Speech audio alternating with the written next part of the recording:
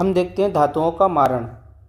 मारण से पहले हम शोधन पढ़ते हैं। तो शोधित किए हुए लौह आदि द्रव्यों को वनस्पतियों के स्वरस आदि से मर्दन कर अग्नि संयोग द्वारा भस्म बनाने की जो प्रक्रिया होती है उसे मारण कहते हैं। तो हम मुख्य धातुएं देखते हैं: स्वर्ण, रजत, ताम्र, लौह, मंडूर, वंग, नाग और यशद। इनका हम इस वीडियो के माध्यम से मारण याद करेंगे। सबसे पहले धातुओं का सामान्य मारण।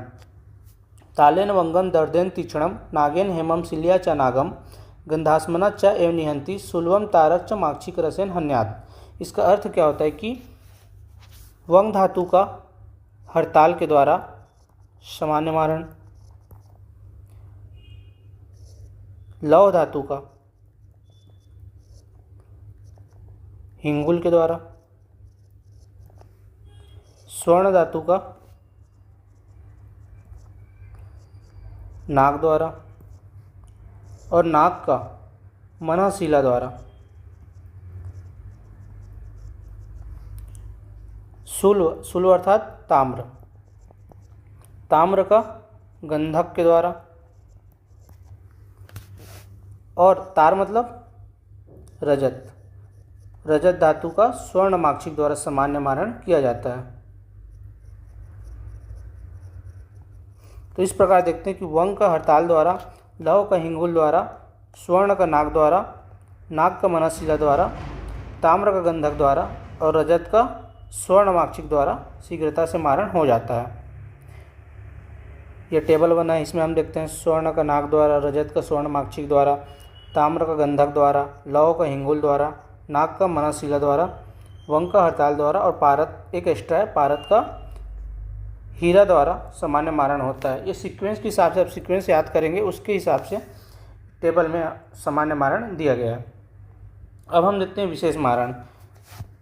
इस ट्रिक के माध्यम से हम विशेष मारण याद करेंगे। इस ट्रिक को कैसे याद रखेंगे? एक लेडी है जिसका नाम है निकश्वेत, एक लेडी है निकश्वेत, वैसी उसकी एक बेटी है जिसका नाम क्या है? कुमारी, और वो बहुत नटखट है जो हर पल पानी गुफा मार्ग में चले जाती है। तो हम ट्रिक कैसे याद करेंगे? नूर सा स्वर्ण निकश्वेत वैसी उसकी कुमारी हर पल पानी गुफा मार्ग में जाती है। तो नूर से क्या लेंगे हम? स्वर्ण धातु का मारण, सा स्वर्ण से रजत धातु, निकश्वेत,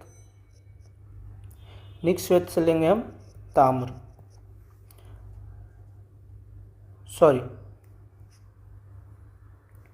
निक्स से लेंगे हम ताम्र, और श्वेत वैसी से लौह धातु का मारण याद करेंगे, कुमारी से मंडूर,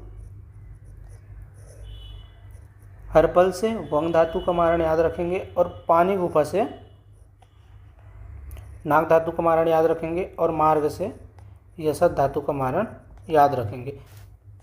2 से 3 बार इस ट्रिक को आप याद करेंगे तो आपको याद हो जाएगा। नूर से स्वर्ण जैसी निकश्वेत वैसी उसकी कुमारी हर पल पानी गुफा मार्ग में जाती है। तो सबसे पहले देखते हैं स्वर्ण धातु का मारण। नूर, इसका ट्रिक है। तो न से क्या लेंगे हम? नींबू स्वरस। हमने पढ़ा था कि कोई भी वनस्पतिक स्वरस से मर्दन करना है और इस प्रकार से अग्निपुट देने पर स्वर्ण का या फिर किसी भी धातु का भस्म हमको प्राप्त हो जाता है। तो ये नींबू स्वरस, और इसको रस लेंगे रस सिंदूर। तो सबसे पहले इसमें स्वर्ण के कंटक वेदी पत्र पर नींबू स्वरस से मर्दित रस सिंदूर का लेप कर सुखाना है। फिर शराब संपुट में रखकर कुक्कुट पुट देने पर 10 पुट देने पर स्वर्ण भस्म प्राप्त हो जाता है। तो क्या किया हमने? नींबू स्वरस से किसको मर्दित किए? रस सिंदूर को मर्दित किए, उसको शुद्ध स्वर्ण के कंटक वेदी पत्र पर लेप कर दिए। फिर शराब संपुट में रखकर कुक्कुट पुट की अग्नि दिए। कुक्कुट पुट की अग्नि कितना दिए? 10 पुट दिए। फिर स्वर्ण भस्म प्राप्त हो गया। इसका वर्ण बोलता है। इसका वर्ण क्या होता है? चंपक पुष्प समान।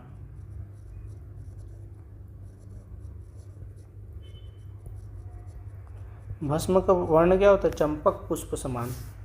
अब हम देखते हैं रजत धातु का मारण।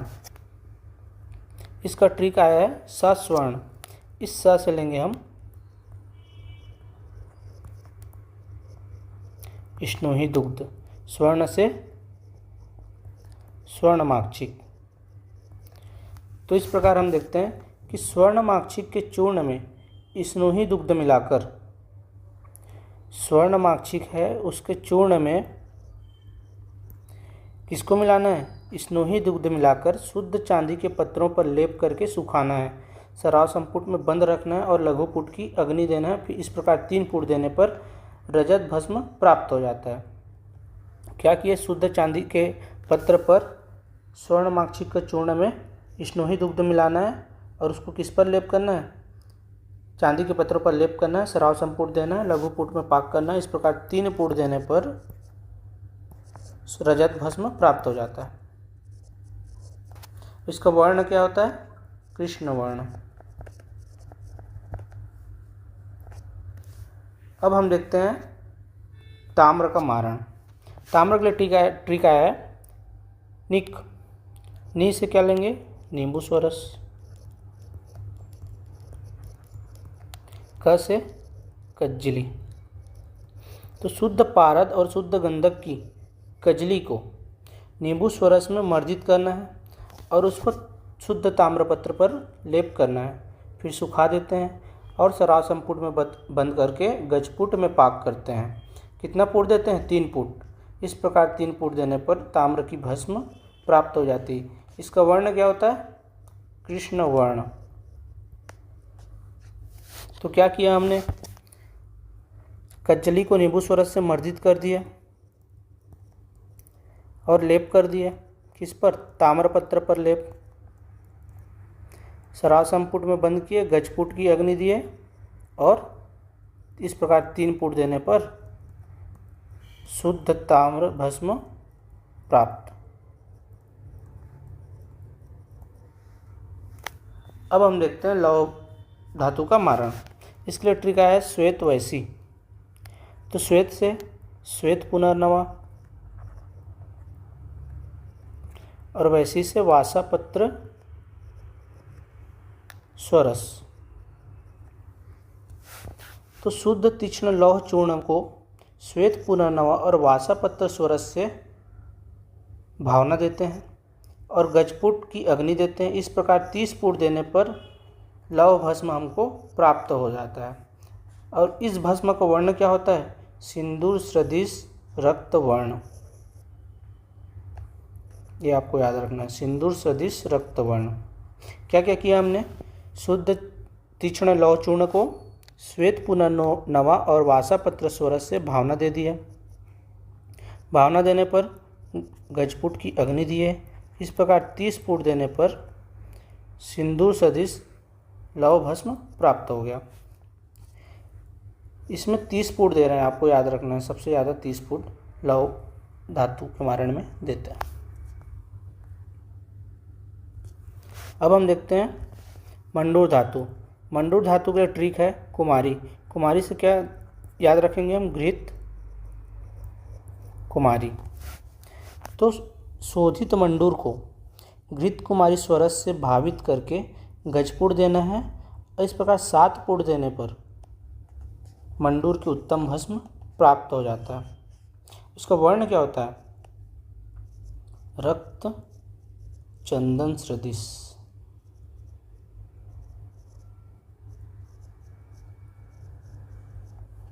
ये आपको याद रखना है। तो सेम लौह भस्म के जैसे इसका मारण है। शोधित मंडूर को क्या करना है? घृत कुमारी स्वरस से भावित करना है, गजपुट देना है, 7 पुट देना है और शुद्ध मंडूर की उत्तम भस्म प्राप्त हो जाता है। अब हम देखते हैं वंग भस्म का वंग धातु का मारण। हरपल। इसके लिए ट्रिक है हरपल। तो हर से क्या लेना है? हड़ताल और पल से पलाश मूल त्वक क्वाथ। इस प्रकार हम देखते हैं पलाश के मूल त्वक क्वाथ से हड़ताल का मर्दन करना है, मर्दन करके वंग पत्र पर लेप करना है और सराव संपुट करके लघु पुट की अग्नि देना है। इस प्रकार 3 से 4 पुट देने पर वंग भस्म प्राप्त हो जाता है। क्या क्या किया हमने? हड़ताल को किससे मर्दित किया? पलाश मूल त्वक क्वाथ से मर्दित किया इस और वंग पत्र पर लेप। वंग पत्र पर लेप करने के बाद लघु पुट की अग्नि दिए। इस प्रकार 3 से 4 पुट देने पर वंग भस्म प्राप्त हो जाता है। इसका वर्ण पूछता है, इसका वर्ण क्या होता है? शुभ्र वर्ण अर्थात चंद्रमा सदृश। शुभ्र मतलब चंद्रमा सदृश इसका वर्ण होता है, ये आपको याद रखना है। अब हम देखते हैं नाग धातु का मारण। नाग धातु का मारण से पहले जारण किया जाता है। इसमें क्या करते हैं? जारण में लौहदर्वी में नाग धातु को पिघलाया जाता है और उसका रक्त प्रतप्त करके उसका स्वांशित होने के बाद चूर्ण के रूप में प्राप्त करते हैं। ये सिंपल सा चीज़ आपको याद रखिए। तो सबसे पहले हम देखते हैं इसका ट्रिक आया है पानी गुफा। ठीक है, पा से हम लेंगे पारद और पारद कितना लेना है हम लोग को? 1/4, ये आपको याद रखना है। फिर नी से आया है नींबू स्वरस और गुफा के ग से ले लेते हैं हम गंधक। तो अब आइए हम देखते हैं। तो सबसे पहले शुद्ध नाग को पिघलाकर द्रवित नाग में बदल लेना है। इस द्रवित नाग में 1/4 पार्ट शुद्ध पारद मिलाकर मर्दन करना है। जब ये पिष्टि सदृश हो जाता है तब इसमें नींबू स्वरस को डालकर मर्दन करके जल से प्रक्षालित कर लेना है। फिर प्रक्षालित करने के बाद नाग के समान गंधक डालकर 2 प्रहर तक मर्दन करना है। फिर सराव संपुट करके लघु पुट की अग्नि देना है। फिर स्वांशित होने के बाद कज्जल सदृश कृष्ण वर्ण का भस्म नाग भस्म हमको प्राप्त हो जाता है। क्या क्या किए हमने? ट्रिक में देखते हैं हम। सबसे पहले नाग को द्रवित किए। इस द्रवित नाग में शुद्ध पारद 1/4 पार्ट मिलाया, इसका मर्दन किए। नींबू स्वरस मिलाए, नींबू स्वरस से मर्दन किए। कब तक मर्दित किए? पिष्टि सदृश हो जाने तक। सॉरी सबसे पहले शुद्ध पारद से मर्दित किए। पिष्टि सदृश हो जाने पर उसमें नींबू स्वरस मिलाया। नींबू स्वरस मिलाने के बाद जल से प्रक्षालित कर दिया। फिर उसमें समान भाग गंधक मिलाया, मर्दित किया। कितना प्रहर तक? 2 प्रहर तक मर्दन किया। फिर हमको लघु पुट देना है। लघु पुट देने के बाद स्वांशित होने के बाद कृष्ण वर्ण का नागभस्म प्राप्त हो जाता है। अब हम देखते हैं यसद धातु का मारण। इसके लिए ट्रिक आया अपामार्ग। मार्ग से क्या लेना है? अपामार्ग। यसद धातु को पिघलाकर अपामार्ग चूर्ण का थोड़ा थोड़ा प्रक्षेप डालते हुए जारण करना है। सेम है, इसमें भी जारण मारण से पहले करना है। तो यसद को पिघलाकर अपामार्ग चूर्ण का थोड़ा थोड़ा प्रक्षेप डालते हुए जारण करना है। फिर इस जारित यसद को कढ़ाई के मध्य एकत्र करना है और इसमें मिट्टी के सराव से क्या करना है?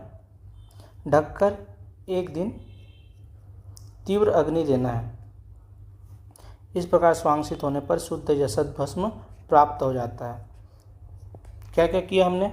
यसद को पिघलाया, फिर अपामार्ग चूर्ण का थोड़ा थोड़ा प्रक्षेप डालकर जारण करना है। फिर जारित यसद को कढ़ाई के मध्य एकत्र करना है। फिर मिट्टी के सराव से ढककर 1 दिन तीव्र अग्नि देना है। तीव्र अग्नि कब तक देना है? जब तक यसद अंगार वर्ण का लाल हो जाता है। यसद भस्म जो है अंगार वर्ण का लाल हो जाता है। फिर स्वांशित करने के लिए छोड़ देना है। फिर हमको यसद भस्म प्राप्त हो जाता है। इसका वर्ण क्या होता है? श्वेत पांडु वर्ण। ये आपको याद रखना है। इस प्रकार हमने सभी धातुओं का मारण पढ़ा और मारण द्रव्यों के अनुसार पुट और उसके नंबर परिवर्तित हो जाते हैं। तो हमने जो पढ़ा उसके अकॉर्डिंग पुट और उसकी संख्या को याद करते हैं। तो स्वर्ण धातु में आपको याद रखना है कुक्कुट पुट देते हैं। और कितने पुट देते हैं?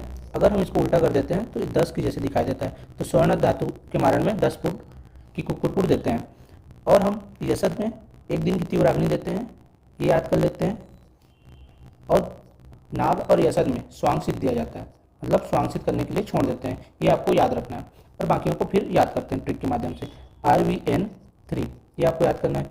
3 किस लिए? क्योंकि इसमें सबसे कम पुट कितना है? 3 है। तो इसको क्या लिख देंगे? लघु।